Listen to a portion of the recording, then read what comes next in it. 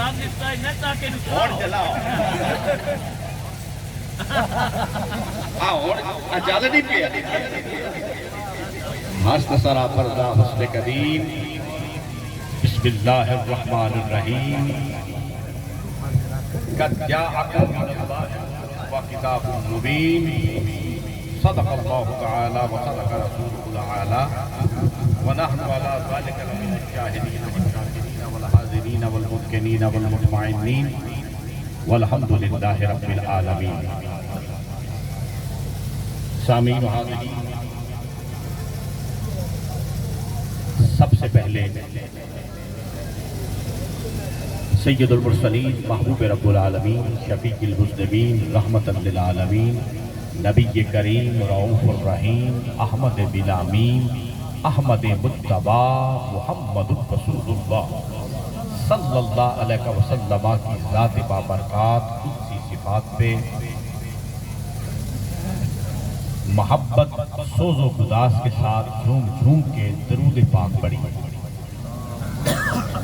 السلام علیکہ یا سیدی یا رسول اللہ وعلی آلکہ واصحابکہ یا امام الانبیاء.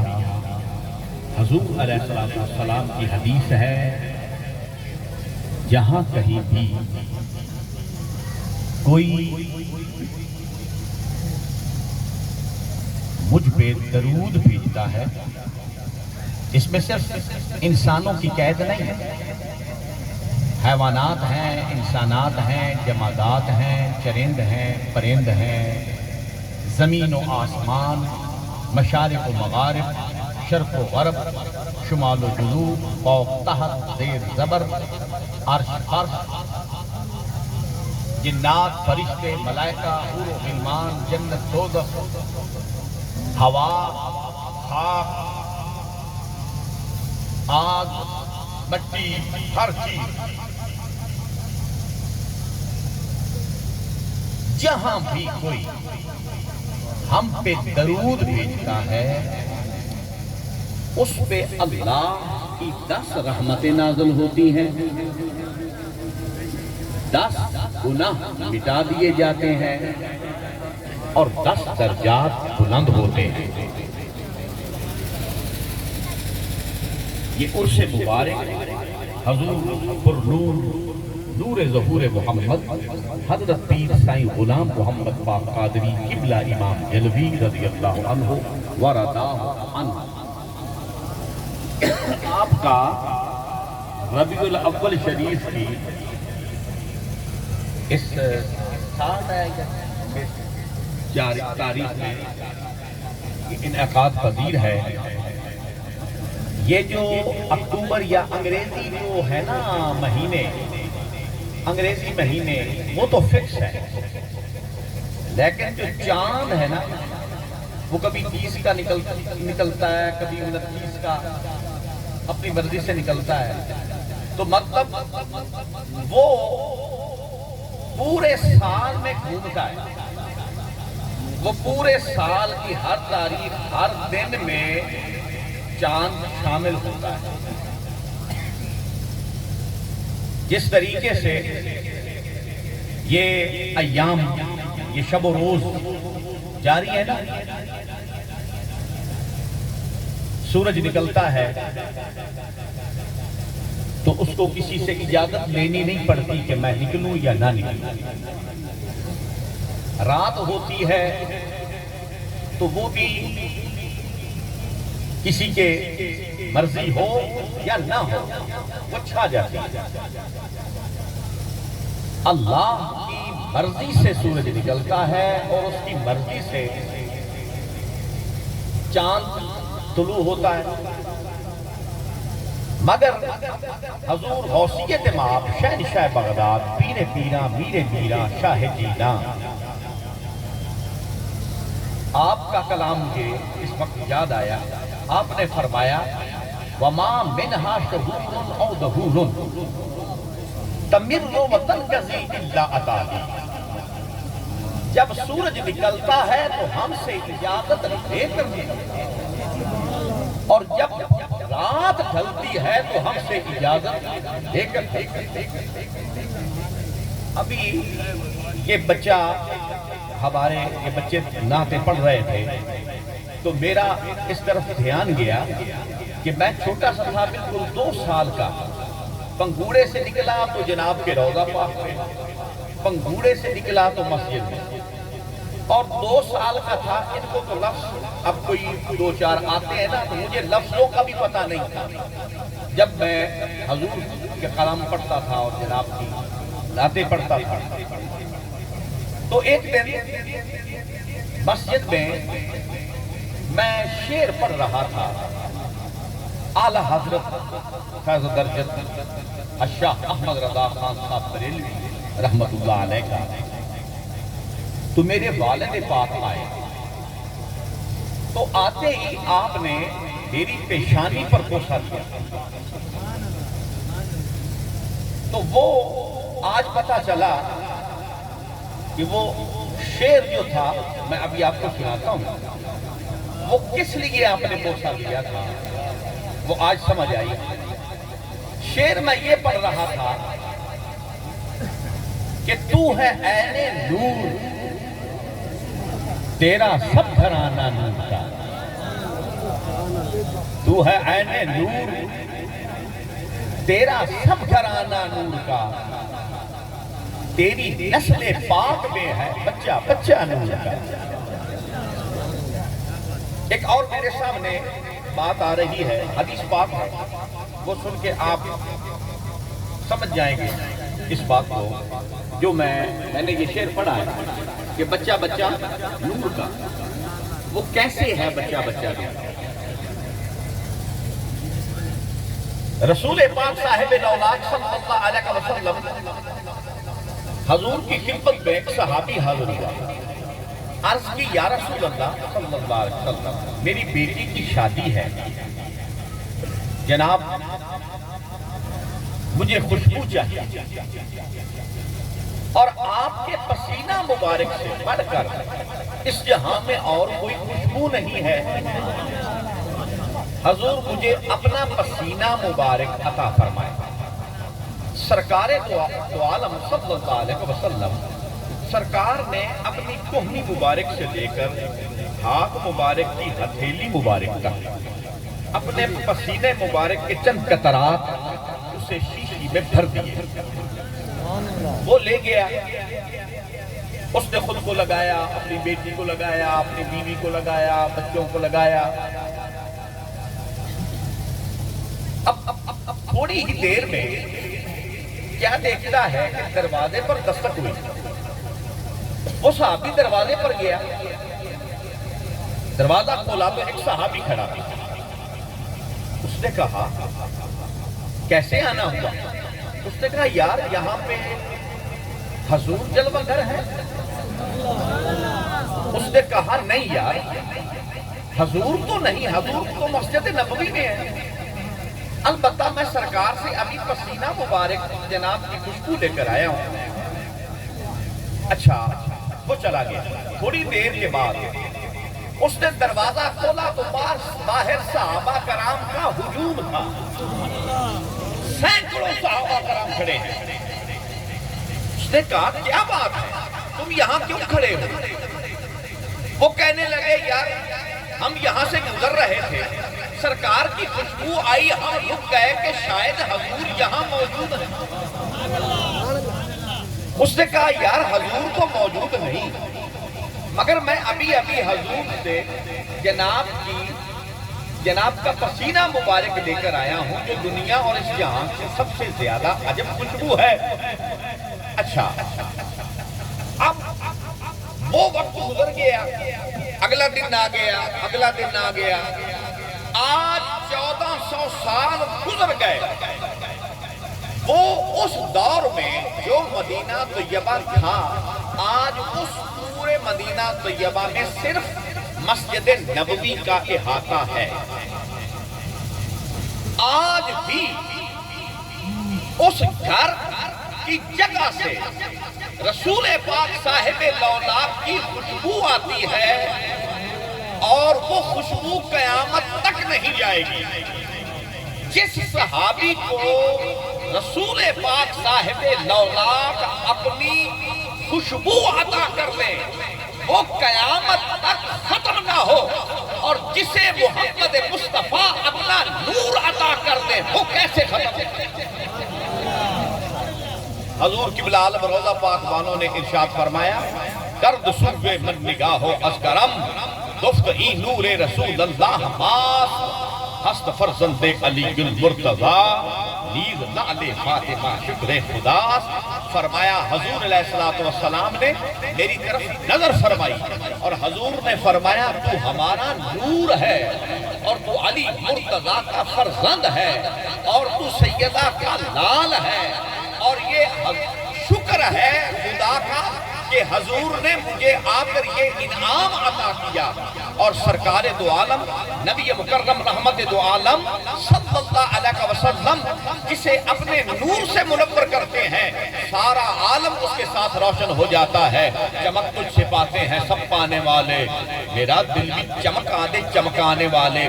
یہ سورج حضور کے نور کی ایک جھلک ہے جو آدھی دنیا کو روشن کر رہا ہے، اور یہ سورج تو آدھی دنیا کو روشن کرتا ہے، اور جو شمس حقیقی ہے وہ ساری کائنات کو ایک لمحہ میں روشن کر رہا ہے۔ اور اللہ فرماتا ہے وَالشَّمْسِ وَضُحَاهَا وَالْقَمَرِ إِذَا تَلَاهَا، میرا معبود شمس کی طرح روشن ہے اور قمر جو اس کے پیچھے چلا آ رہا ہے۔ تو رسول پاک صاحب دولت شمس حقیقی ہے، اور حضور جسے اپنے نور سے منور کرتے ہیں وہ سارے عالم کو اپنی روشنی سے روشن کر دیتا ہے۔ کوئی بھی اندھیرا خود بخود روشن نہیں ہو سکتا جب تک اس میں نور نہ کیا جائے، جب تک اس میں روشنی نہ کی جائے۔ اب قرآن پاک اللہ فرماتا ہے کتاب مبین، کتاب روشن ہے، تو خود بخود روشن کیسے ہوگی؟ کسی نور کے ساتھ روشن ہوگی نا، کسی نور کے صدقہ سے روشن ہوگی۔ تو اللہ نے پہلے فرمایا قد جاءکم من اللہ نور، میرا محبوب وہ تمہارے رب کی طرف سے آیا ہے نور، یعنی حضور کے نور کے صدقہ سے کتاب روشن ہے۔ اب اگر تم کتاب سے روشنی حاصل کرنا چاہو تو کبھی بھی حاصل نہیں کر سکتے جب تک اس نور علی نور سے تعلق نہ ہو۔ جب تک نور علی نور سے تعلق نہیں ہوگا تم روشنی کیسے حاصل کر سکتے ہو؟ اللہ فرماتا ہے اللہ نور نور السماوات والارض، میرا ہی نور ہے آسمانوں اور زمینوں میں، زمینوں میں بھی میرا نور ہے، آسمانوں پر بھی میرا ہی نور ہے۔ اور نور کون ہے؟ قد جاءکم من اللہ نور وکتاب مبین، نور حضور ہے، لہذا حضور ہی آسمانوں میں ہے، حضور ہی زمینوں میں ہے، عرش پر بھی حضور ہے، فرش پر بھی حضور ہے، مشارق و مغارب میں حضور ہے۔ اللہ فرماتا ہے هو الاول والآخر والظاہر والباطن، وہی اول ہے، وہی آخر ہے، وہی ظاہر ہے، وہی باطن ہے۔ اب ہوا اشارہ ہے، اور ہر اشارے کے لیے ایک مشار الیہ کا ہونا ضروری ہے۔ اب اشارہ اللہ تعالیٰ کی طرف بھی ہے اور حضور کی طرف بھی ہے، یہ عبدالحق وحدت دہلوی نے فرمایا۔ اچھا، یعنی اس ہوا سے مراد حضور بھی ہے اور اللہ تعالیٰ بھی ہے، یعنی حضور اول بھی ہے، آخر بھی ہے، ظاہر بھی ہے، باطن بھی ہے۔ جیسے اللہ تعالیٰ اول آخر ظاہر باطن ہے، ایسے ہی رسول پاک صاحب الاولاق صلی اللہ علیہ وسلم اول آخر ظاہر باطن ہے۔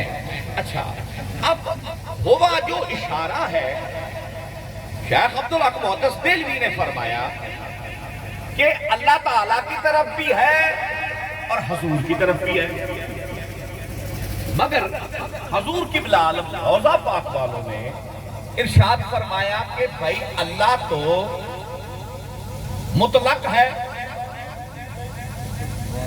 اشارہ کہاں ہوگا؟ آسمانوں پر اشارہ کرو گے تو وہ فرماتا ہے کہ والارض، میں زمین پہ ہوں۔ اگر زمین کی طرف اشارہ کرو گے تو وہ فرماتا ہے فی السماء، میں آسمان میں ہوں۔ اگر مشرق کی طرف اشارہ کرو گے تو وہ کہتا ہے میں مغرب میں ہوں، مغرب کی طرف تو مشرق میں، جنوب کی طرف تو شمال میں، شمال کی طرف تو جنوب میں۔ اب اشارہ خدا کی طرف تو ہو ہی نہیں سکتا۔ تو جب خدا تعالی اللہ فرماتا ہے فَأَيْنَمَا تُوَلُّوا فَثَمَّ وَجْهُ اللَّهِ، جدھر تم رخ کر رہے ہو میرا چہرہ دیکھ رہے ہو، تو خدا تعالی فَوَلِّ وَجْهَكَ شَطْرَ الْمَسْجِدِ الْحَرَامِ۔ اب مسجد حرام میں کوئی جائے تو ادھر والے ادھر سجدہ کر رہے ہوتے ہیں، ادھر والے ادھر سجدہ کر رہے ہوتے ہیں، وہاں یہ معاملہ حل ہو جاتا ہے۔ یعنی اللہ تعالیٰ ہر طرف ہے، تو جب ہر طرف ہے تو ہر طرف تو اشارہ ہو ہی نہیں سکتا۔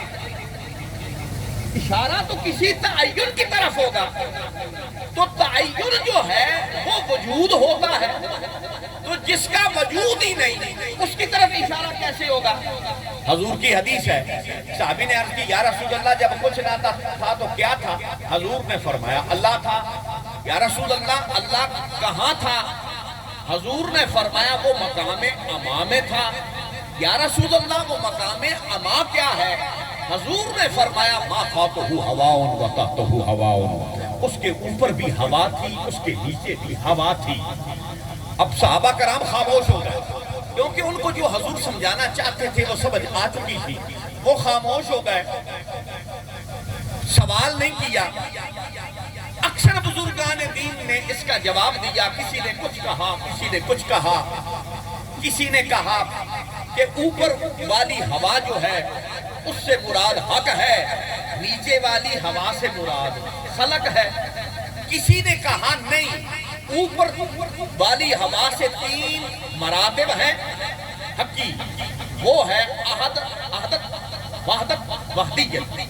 نیچے والی ہوا سے مراتب خلقی مراد ہے، وہ 3 مراتب عالم ارواح، عالم مثال اور عالم اجسام، یعنی حضرت انسان کامل۔ اچھا سلطان باہو نے فرمایا، انہوں نے بھی ایک جواب دیا، انہوں نے فرمایا ایو ساجو آوے جاوے اور نہیں شے کائی، یعنی جو سانس اوپر جا رہی ہے وہ اوپر والی ہوا ہے، جو سانس نیچے جا رہی ہے وہ نیچے والی ہوا ہے، اور جو درمیان میں چیز ہے وہ مقام اما ہے۔ اور حضور نے فرمایا کہ خدا مقام اما میں ہے۔ اسی کی تصدیق رسول جناب حضور امام پاک امام جلوی سرکار نے فرمائی۔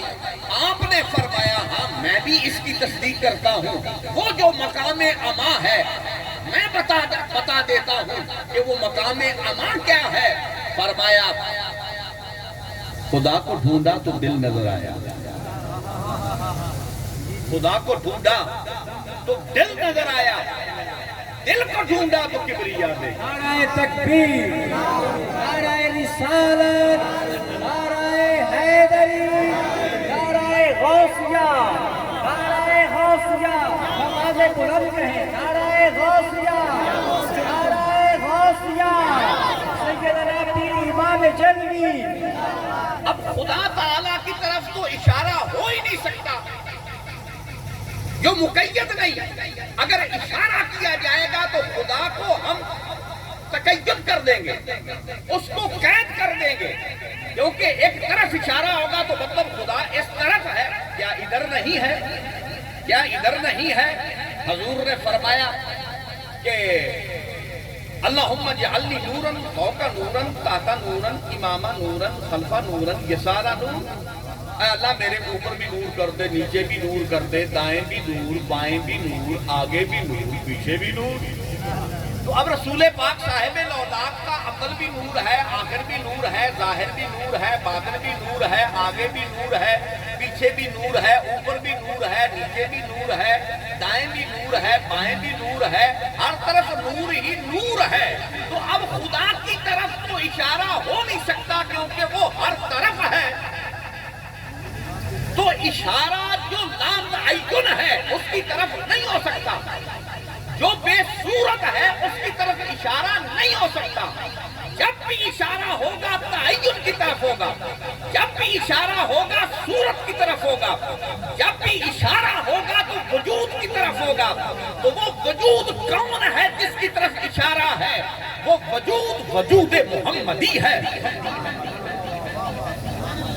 هو الاول والآخر والظاہر والباطن، خدا تعالیٰ کی طرف اشارہ نہیں ہے، یہ اشارہ ہی محمد مصطفیٰ کی طرف ہے، یعنی اول ہی حضور ہے، آخر ہی حضور ہے، ظاہر بھی حضور ہے، باطن بھی حضور ہے۔ جبریل حاضر ہوا، یا رسول اللہ صلی اللہ علیہ وسلم السلام علیک یا اولو، السلام علیک یا آخرو، السلام علیک یا ظاہرو، السلام علیک یا باطنو۔ یا رسول اللہ صلی اللہ علیہ وسلم آپ پر سلام ہو، آپ اول بھی ہیں، آخر بھی ہیں، ظاہر بھی ہیں، باطن بھی ہیں۔ حضور نے فرمایا جبریل یہ تو اللہ کی ذاتی صفات ہے، یہ اللہ تعالیٰ کی ذاتی صفات ہے، تو تو مجھے ان سے تو کر رہا ہے متصف۔ یا رسول اللہ، اللہ نے مجھے اسی طرح حکم کیا ہے کہ میرے معبود کی ذات پہ جا کے عرض کر کہ یا رسول اللہ آپ ہی اول ہیں، آپ ہی آخر ہیں، آپ ہی ظاہر ہیں اور آپ ہی باطن ہیں۔ تو رسول پاک صاحب الاولاق صلی اللہ علیہ وسلم حضور نے جبریل سے فرمایا کیا عمر ہے تمہاری؟ یا رسول اللہ ستارہ 70,000 سال کے بعد ایک دفعہ چمکتا تھا، میں نے 72,000 سال مرتبہ دیکھا۔ حضور نے فرمایا کہ پتہ ہے وہ ستارہ کون تھا؟ یا رسول اللہ لا ادری، میں نہیں جانتا۔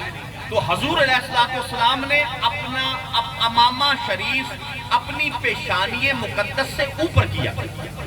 جب جناب نے اپنا امامہ شریف پیشانی مقدس سے اوپر کیا، یعنی اپنی پیشانی مبارک ظاہر فرمائی، تو اسی نور کی چمک جبریل نے آنکھوں سے دیکھی۔ جبریل قدموں پہ جا گرا، یا رسول اللہ صلی اللہ علیہ وسلم جب کچھ بھی نہیں تھا تو اللہ تھا، تو جو اللہ تھا تو اللہ بھی چھپا ہوا تھا۔ كنت كنزا مخفيا فاحببت ان اعرف فخلقت الخلق، اللہ فرماتا میں چھپا ہوا خزانہ تھا، مجھے محبت ہوئی کہ میں ظاہر ہو جاؤں، تو فخلقت الخلق، تو میں نے سارے جہان کو پیدا کر دیا۔ تو جب وہ چھپا ہوا خزانہ تھا تو شیخ اکبر محی الدین ابن العربی آپ فرماتے ہیں کہ خزانہ ہوتا ہی وہ ہے جو چھپا ہوا ہو، جو ظاہر ہو وہ خزانہ ہی نہیں۔ تو معلوم یہ کرنا ہے کہ وہ چھپا ہوا کس میں تھا، یعنی رب تعالیٰ کا وہ خزانہ جو چھپا ہوا تھا تو وہ ذات محمد مصطفیٰ میں چھپا ہوا تھا اور حضور کی صورت میں ظاہر ہوا۔ اسی واسطے جناب قبلہ عالم روضہ پاک والوں نے فرمایا محسن حقیقی لجاں عکس ڈھلیا، محسن حقیقی لجاں عکس ڈھلیا، سوہنے محمد کی تصویر اتری۔ نعرہ تکبیر، نعرہ رسالت، نعرہ حیدری، نعرہ غوثیہ، نعرہ غوثیہ، نعرہ غوثیہ، حضور سید الرافعی امام جلوی۔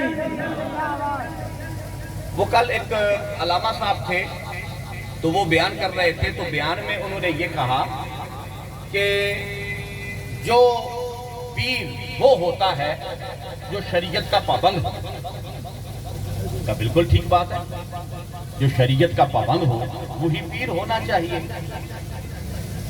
قرآن پاک میں اللہ تعالیٰ نے ایک نبی، ایک رسول، اولو العظم پیغمبر، صاحب کتاب رسول کو خضر علیہ السلام کے پاس بھیجا، کیا علم شریعت حاصل کرنے کے لیے بھیجا؟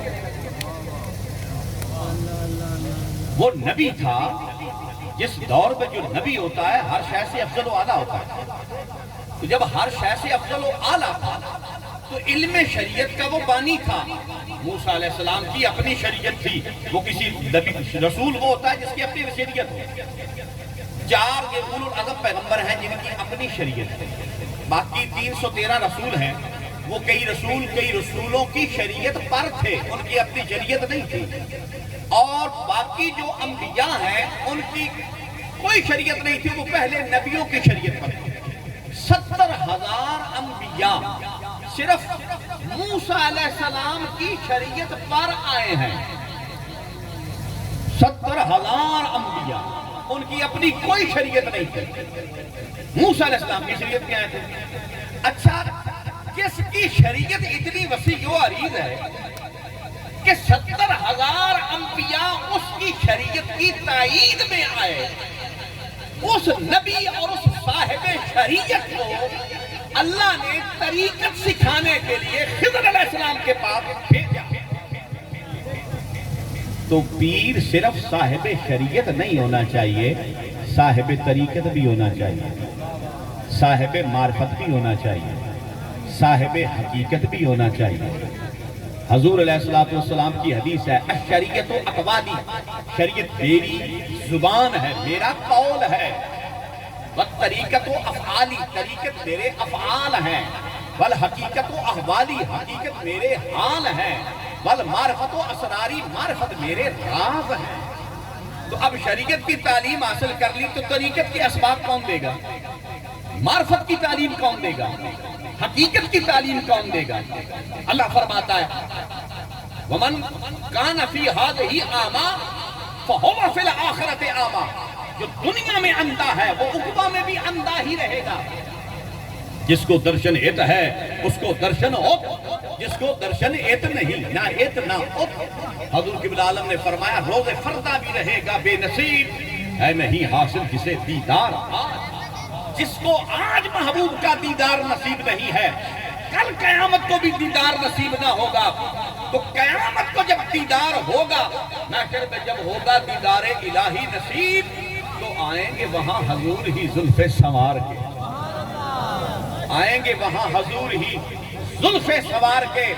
تو وہ جو علامہ صاحب تھے وہ زیادہ شریعت کے وہ کر رہے تھے، میں نے چاہا کہ میں اب جواب دوں، لیکن پھر میں نے کہا کہ نہیں، اب یہ پہلی تقریب ہے عرس مبارک کی، تو اس کو کر لینے دو جو کرتا ہے۔ تو وہ نام پھر بعد میں اس نے جناب کا نام لیا، تو اس کو جناب کا نام بھی نہیں آتا تھا۔ تو میں بڑا حیران ہوا، میں نے کہا یار یہاں پہ جو آدمی سپیچ کرے نا، کم از کم تو پی ایچ ڈی اس کو ہونا چاہیے، کم از کم، یا پھر اسے اجازت ہو بیان کرنے کی، ٹھیک ہے، یا پھر وہ جناب کی تعلیمات سے آشنا ہو۔ جو آدمی جناب کے نام کوئی نہیں جانتا وہ یہاں پہ سپیچ کر رہا ہے، اس کو کیا پتا ہے کہ یہ کس کا آستانہ ہے؟ حضور امام پاک مفسر قرآن ہے، اور صرف مفسر قرآن نہیں ہے، قرآن کے مفسر ہیں، قرآن کی تفسیر کرنے والے ہیں۔ ایک دن میں مدرسہ میں پڑھ رہا تھا تو ایک علامہ صاحب آئے، بہت بڑے علامہ صاحب، وہ آ کر بیٹھے تو وہ تفسیر کی باتیں ہو رہی تھی، کوئی تفسیر پڑھ رہے تھے، تفسیریں ہو رہی تھی، تو میں نے تفسیر کی۔ وہ علامہ صاحب بڑے حیران ہوئے، انہوں نے کہا یہ بچہ کون ہے؟ اس وقت میری 15 سال عمر تھی، یہ بچہ کون ہے؟ انہوں نے کہا جی یہ ادھر دی والا میں جڑا والا روڈ پہ آستانہ ہے حضور امام دلوی پاک، ان کے یہ پوتے ہیں۔ اس نے کہا یہ تفسیر کہاں ہے؟ میں نے کہا جی میرے دادا پاک مفسر قرآن ہیں۔ وہ علامہ صاحب جو تھے ان کے رونگٹے کھڑے ہو گئے، انہوں نے کہا مفسر قرآن؟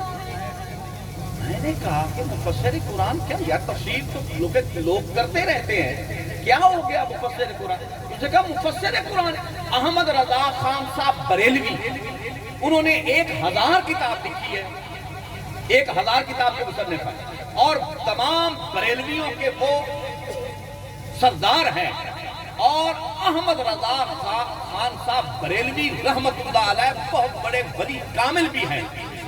انہوں نے قرآن کی تفسیر نہیں کی، ترجمہ کیا ہے۔ انہوں نے 1 مہینے میں قرآن حفظ کیا تھا، 13 سال کے تھے جب انہوں نے پہلا فتویٰ دیا، اور جب ان کا وصال ہوا تو حضور رسول پاک صلی اللہ علیہ وسلم کسی کو خواب میں ملے، حضور کسی کے انتظار میں ہیں۔ یا رسول اللہ، حضور کس کا انتظار ہے؟ فرمایا احمد رضا کا انتظار ہے۔ وہ امام احمد رضا خان صاحب بریلوی مترجم ہیں قرآن کے، مفسر۔ وہ علامہ صاحب جو تھے وہ حیران ہوئے انہوں نے کہا جی آپ کے دادا پاک مفسر قرآن ہے. میں نے کہا ہاں جی. آپ کیا تعجب کر رہے ہیں؟ اس نے کہا جی مفسر قرآن ہونے کے لیے 40 علوم پر دسترست ہونی چاہیے. اگر 40 علوم پر دسترست نہ ہو تو وہ مفسر قرآن نہیں بن سکتا. میں حیران ہوں کہ میں نے کہا جی وہ صرف مفسر قرآن نہیں ہے، جو ان کی تفسیر ہے کائنات میں ایسی تفسیر نہیں ہے.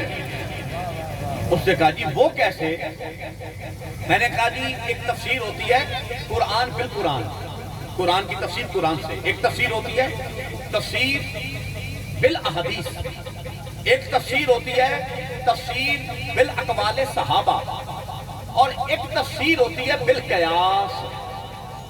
پوری دنیا میں اس وقت تفسیر بالقیاس نہیں ہے. تفسیر قرآن بالقرآن بھی ہے، تفسیر قرآن بالاحادیث بھی ہے، یعنی احادیث سے قرآن کی تفسیر.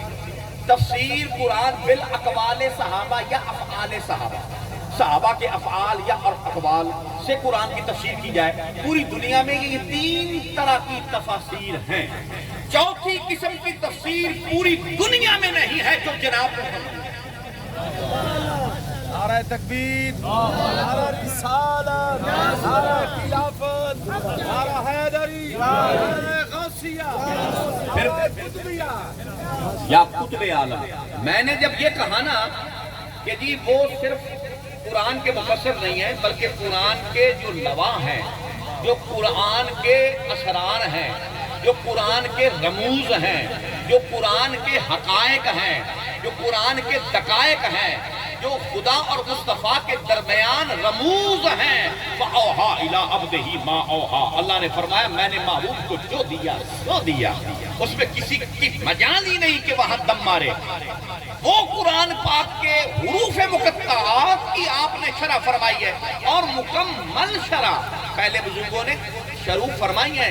چند حروف کی شیخ اکبر نے فرمائی ہے، حضور امام حسین پاک شہزادہ کونین نے 3 حروف کی شرح فرمائی ہے.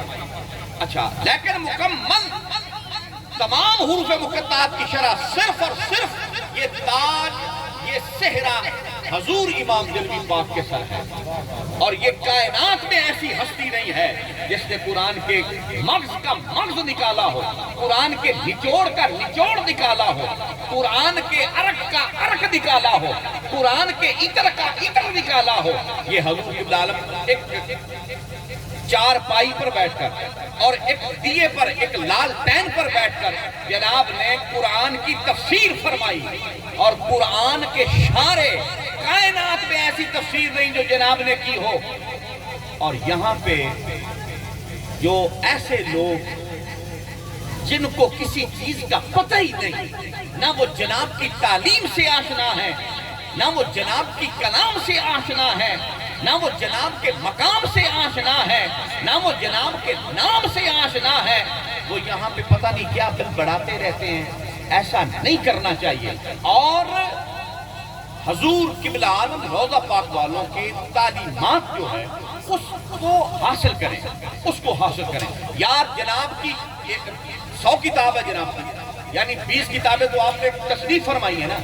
تو جناب نے جتنی کتب جناب کی ملفوظات جتنے آپ کے ہیں اور کسی بزرگ کے نہیں، جناب کی کوئی ایک کتاب اٹھا لیں، ساری کائنات کی تعلیم کا نچوڑ آپ کو اس میں مل جائے گا. کوئی کتاب بھی اٹھا لیں، ٹھیک ہے. تو اس قدر جناب کا صرف روضہ پاک کی بلند نہیں ہے، جناب کی شان بھی بہت بلند ہے، جناب کی کلام بھی بہت بلند ہے. اور یہاں پہ آج کل تو نفسا نفسی کا عالم ہے، بندے کو اپنے لیے بھی ٹائم نہیں ملتا، لوگوں کے پاس اپنے لیے ٹائم نہیں. اور گھروں کو چھوڑ کے، بال بچوں کو چھوڑ کے، کئی لوگ اپنے بال بچوں کو ساتھ لے کر یہاں آئے ہیں. خود نہیں آ سکتا کوئی جب تک جناب نہ بلائے. آتے ہیں وہی جن کو سرکار بلاتے ہیں. حضور کچھ عطا کرنا چاہتے ہوتے ہیں تو جناب بلاتے ہیں. حضور چاہے تو وہاں جہاں پہ بیٹھا ہے وہیں پہ عطا کر دیں. رسول پاک صاحب الاولاق چاہے تو جہاں کوئی ہے النبی اولا بالمومنین من انفسہم، حضور مومنوں کی جانوں سے بھی زیادہ قریب ہے، پھر حضور نے اپنے روضے پر کیوں بلایا؟ حضور نے فرمایا من زار قبری وجبت لہ شفاعتی، جس نے ہمارے مزار کی زیارت کی ہم پر واجب ہے کہ اس کی شفاعت۔ جب حضور ہر ایک کے قریب ہے، روضہ رسول پہ اپنے روضے پر بلانے کا مقصد کیا ہے حضور کا؟ یہ کیفیات اور ہیں، قریب تو حضور ہر ایک کے ہیں، لیکن جب کوئی اپنی جستجو سے، اپنی طلب سے، اپنی امنگ سے اور اپنی یاد سے اپنی آرزو سے جب وہ چاہت کے ساتھ حضور کے آستانہ پر جائے گا تو حضور ہر اپنے امتی کے دل میں اپنی چاہت پیدا کرنا چاہتے ہیں کہ جتنی چاہت ہم سے کرو گے ہم اس سے زیادہ کریں گے، اس سے زیادہ کریں گے۔ تو حضور نے بلایا، اسی واسطے جو عارفین باللہ اولیاء اللہ بزرگان دین ہیں ان کے آستانے یہ حضور کی محبت کے شراب کے میخانے ہیں، وہاں حضور کی محبت کے شراب سے سیراب کیا جاتا ہے، حضور کے فیوزات سے فیض یاب کیا جاتا ہے، حضور کے نور سے منور کیا جاتا ہے۔ آپ مدینہ پاک چلے جائیں، جو خوشبو آپ کو روضہ رسول سے آئے گی، ابھی آپ اٹھ کر جائیں جناب کے روضہ پاک پر، اگر وہی خوشبو نہ آئے۔ نعرہ تکبیر، نعرہ رسالت، نعرہ حیدری، نعرہ غوثیہ، سلسلہ قطبیہ جلویہ۔ تو حضور قبلہ عالم روضہ پاک والے رسول پاک صلی اللہ علیہ وسلم حضور علیہ السلام کی ذات کے فنا اور بقا ہیں، اور جناب نے کیا عجب کلام فرمایا کہ عامل بے سجن عامل بے میرا ملن تانگے دل بے میرا ملن تانگے دل بے۔ کئی بزرگ فراقیہ کلام کرتے ہیں، بعض وصالیہ کلام کرتے ہیں۔ جو فراق بیان کرتے ہیں انہیں وصال اچھا نہیں لگتا، جو وصال بیان کرتے ہیں ان کو فراق اچھا نہیں لگتا، لیکن جناب کی کلام کا یہ طرفہ ہے اور یہ انوکھی بات ہے جناب کی کلام میں کہ اس میں فراق بھی ہے، وصال بھی ہے۔ آپ نے وصل وصول بھی بیان فرمایا اور فراق بھی۔ عامل بے سجن عامل بے میرا ملن تانگے دل بے میرا ملن تانگے دل بے۔ ایک جناب کا درویش تھا، میں نے کہا یار تم نے جناب کو دیکھا، ہم نے تو ظاہری طور پہ نہیں دیکھا جناب کو، روحانی طور پہ، باطنی طور پہ، عالم رویا میں، خواب میں تو کئی بار الحمدللہ جناب کی زیارت ہوئی اور یہ جناب کا کرم ہے۔ تو میں نے کہا یار ظاہری طور پہ تو ہم نے نہیں دیکھا، تم نے دیکھا ہے، حضور کیسے تھے؟ میں نے بس اتنا پوچھا کہ اس کے آنسو جاری ہو گئے، آنسو جاری ہو گئے۔ میں نے کہا یار کیا ہوا؟ اس نے کہا جی پتہ نہیں کیا ہوا ہے، اور جناب کیسے تھے یہ میں آپ کو اب کیا بتاؤں۔ یہ ٹیوب آپ دیکھ رہے ہیں؟ میں نے کہا ہاں جی دیکھ رہا ہوں، اس کی طرف تو آپ دیکھ سکتے ہیں، جناب کے چہرے کی طرف کوئی دیکھ لیجیے۔ پڑھا گا عامل بے سجن عامل بے میرا ملن تانگے دل بے میرا ملن تانگے دل بے۔ میں نے ابا حضور سے سنا، جناب نے فرمایا کہ حضور روضہ پاک والوں کی جناب کے وجود اقدس پہ ہمہ وقت انوارات کی بارش رہتی تھی، ہمہ وقت رسول پاک کے نور کی برسات ہوتی تھی، حضور کے نور کی برسات رہتی تھی ہمہ وقت۔ اچھا میں اب سوچنے لگ گیا میں نے کہا یار ہمہ وقت جناب کے وجود باجود پہ انوارات کی بارش ہوتی تھی، ہم کہاں ہوتے تھے؟ ہم کہاں ہوتے تھے؟ ہم بھی تو تھے کہیں، تو کوئی چھینٹا تو ہم پر بھی پڑا ہو۔ آمل وے سجن آمل وے میرا ملن تاہے دل وے میرا ملن تاہے دل وے تیرے قدم چما ٹھہر جاواں تیرے قدم چما ٹھہر جاواں اکھی خاک دا سرما پاواں۔ دل کرتا ہے کہ جناب کے قدموں کی خاک کا سرما اپنی آنکھوں پر لگاؤں۔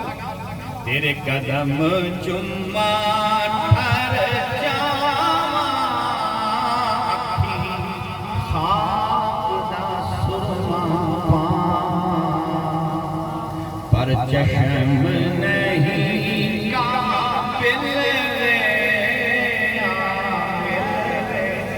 سجن عامل وے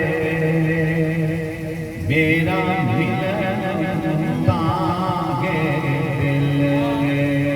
پھر میں یہ خیال کرتا ہوں کہ میری آنکھیں کس کام ہیں؟ تیرے عشق دا بحر آنی کے ہوئی جان غریب کے، جتنا تمہارے عشق کا دریا ہے نا گہرا، عمیق کہتے ہیں گہرے کہتے ہیں، جتنا تمہارے عشق کا دریا اور سمندر گہرا ہے اتنا ہی میں اس میں غرق۔ تیرے عشق دا بحر عمیق ہوئی جان غریب کے، کئیاں نال توکل ٹھہر سجن عامل وے میرا ملن تاہے دل وے، عامل وے سجن عامل وے میرا ملن تاہے دل وے میرا ملن تاہے دل وے۔ ہم سب کا یہاں آنا، حضور کے روضہ پاک پہ جناب کے عرش مبارک پہ حاضری دینا، اپنی بارگاہ میں قبول فرمائیں، اور حضور اپنا ذوق، اپنا شوق، اپنی لذت، اپنا دیدار اور اپنی ذات کا انکشاف ہمارے وجودوں پر منکشف فرمائیں۔ آمین ثم آمین۔ بجائے سید المرسلین وما علینا الا البلاغ المبین۔